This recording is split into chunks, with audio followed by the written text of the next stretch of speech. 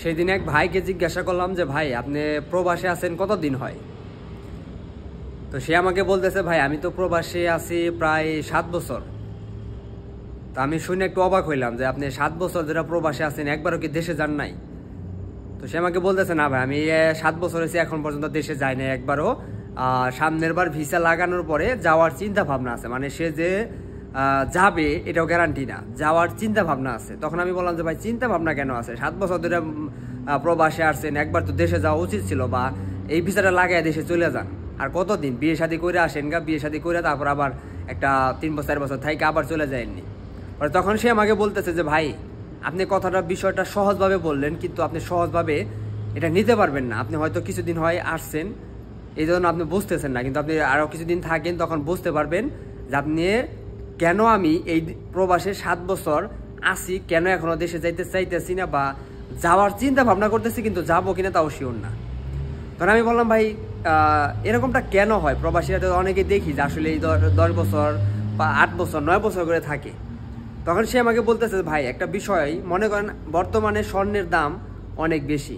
এখন যদি আমি দেশে যাওয়ার জন্য প্ল্যান করি তাহলে মিনিমাম আমার 2 থেকে 2.5 লক্ষ টাকার বা এর বেশিও, যদি আমার চাহিদা বেশি থাকে তাহলে আমার এর বেশি টাকা খরচ হবে স্বর্ণ কিনতে, কারণ আমার বিয়ে করতে হবে। দ্বিতীয়ত মায়ের জন্য কিছু নিয়ে যেতে হবে, বাবার জন্য কিছু নিয়ে যেতে হবে, বাড়িতে বোন আছে তার জন্য কিছু হলেও গহনা নিয়ে যেতে হবে। তা না হলে বাবা মাই আমাকে বলবে বোনের জন্য তো কিছু নিয়ে আসলি না, শুধু বউয়ের জন্য নিয়ে আসছ। আবার দেখা গেছে ভাই আছে, তার জন্য কিছু কিনে নিয়ে যেতে হবে। আবার কিছু আত্মীয় স্বজন আছে, তাদেরকে যদি ফোন দেয় তারা আবার অনেক সময় বলে, জিজ্ঞাসা না করলেও বলে যে আমার জন্য এটা নিয়ে এসো, ওটা নিয়ে এসো। তো এই যে পুরো একটা মানে চাওয়া, প্রতিটা মানুষের যে চাওয়া, প্রতিটা মানুষের যে ইচ্ছা, এগুলো পূরণ করতে করতে আমি হিসাব করে দেখছি আমি যে 7 বছর যাবৎ বিদেশে আছি, এখনো যদি দেশে যাইতেছি না, আমি যদি এই সমস্ত মানুষের আশা যদি আমি পূরণ করতে যাই, আমার আরও 7 বছর থাকতে হবে, তাহলে আমি তাদের আশা পূরণ করতে পারবো। তো সেই কথাগুলো বলতে বলতে এক পর্যায়ে এরকমভাবে বলল, শুধু কান্নাটুকু করা বাকি আছিল, বাট তার বুকের ভেতরে যে কি চলতেছিল এটা আমি বুঝতেছিলাম, যে আসলে সে কতটা কষ্ট নিয়ে এই কথাগুলো বলতেছিল। আসলেই তখন বুঝতে পারলাম যে একটা প্রবাসী কেন 7-8 বছর থাকে। আবার এদিক দিয়ে দেখা গেছে সে ভিসা লাগায়, তার ভিসা লাগাইতে মিনিমাম 1.5 লক্ষ টাকা খরচ হয় বাংলা টাকায়। তো প্রতি বছর তাকে ভিসা লাগাইতে হয়। তো প্রতি বছর ভিসা লাগানোর পরে এই 8 বছরে সে 8 লক্ষ টাকা ব্যয় করছে শুধুমাত্র ভিসার পিছনে।